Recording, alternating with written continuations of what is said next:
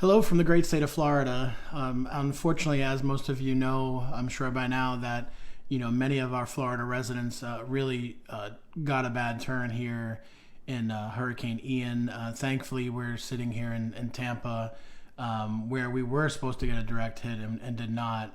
I wanted to share with you today a story, and I got a call this morning from a client that owns several investment properties, a business client of mine, and had not yet, and thought at one point he would do his asset protection work, and we had discussed it many times. And one of his answers to me was, why do I really need that if I have insurance?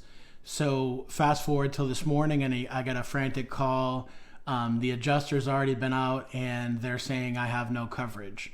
And unfortunately, that's not an uncommon occurrence when you're dealing with, hurricanes and insurance companies and the rest. So he owns two investment properties side by side. There was a tree that fell down and hit several pieces of property, tenants' property, meaning cars, as well as a neighboring house. And there's now several $100,000 of damage. And the insurance company at this point, and we don't handle insurance coverage, litigation or anything like that.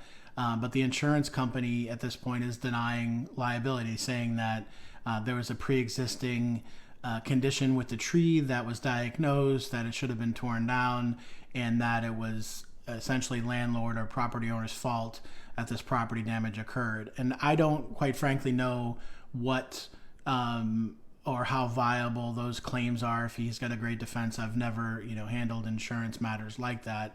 Of course, we put them with the client in the hands of a good litigator that handles those types of claims, and they're well on their way to contesting that. But here's the shocking moment that he had this morning. Now, a rough estimate of damages is probably in the realm of $400,000 to $500,000. Both of these properties he owns side-by-side rental properties were in his personal name.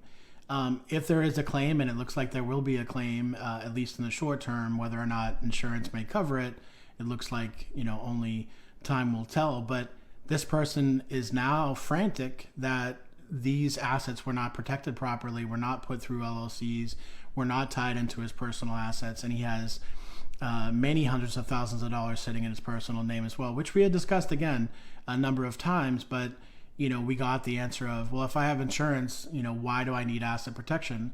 Well, here's a great example. Unfortunately, I had to learn the hard way, and we're talking about protecting it, but these are the situations that happen, and it's very unfortunate.